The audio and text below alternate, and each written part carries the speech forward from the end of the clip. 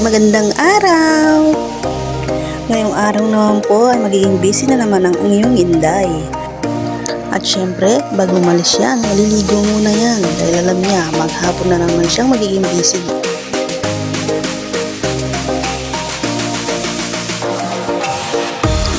Sunscreen at lip tint lang ang nilalagay niyan bago umalis. Carry na yan. Nga pala mga sisi, maraming salamat at road to 10k followers na tayo. Maraming salamat po sa walang sawang pagsuporta.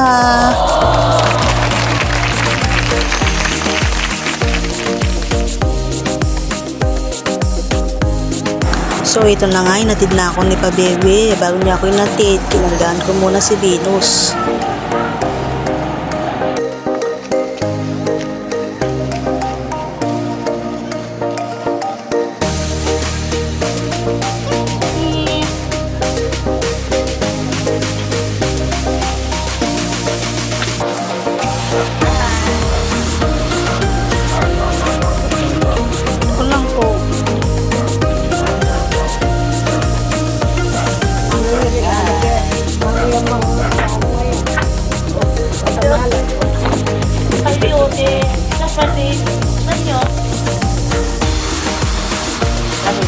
Ini Bapak Bene, Bapak Arnold. Bakit? Alayo mo. Sige ako ba? Alayo. Ha? Alayo. Di ako yung ano. Dahil nga sa pagmamadali natin, wala na tayong makitang paper bag. Kaya paper bag na recycle na lang ang aking nadampot. Okay na yan. Nalasaw niya.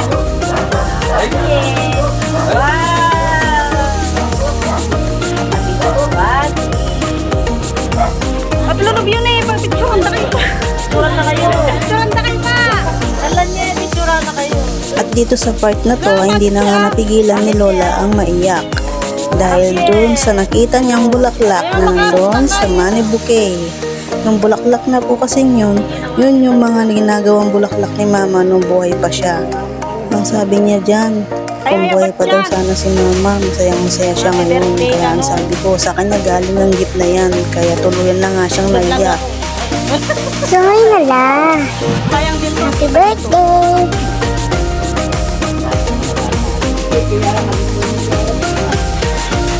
Mawaling ka.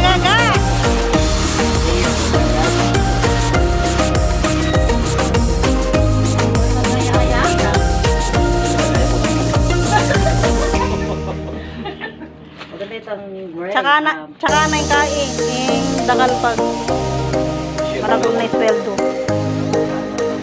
Wala pa sweldo.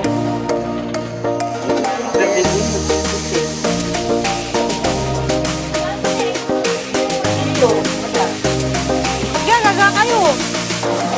Ano kayo masaya?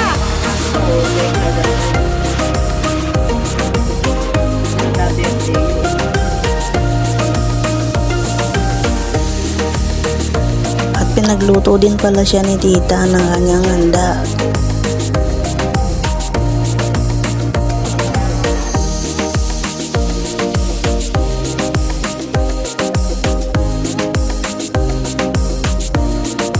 Pinagluto niya ito ng pansit canton at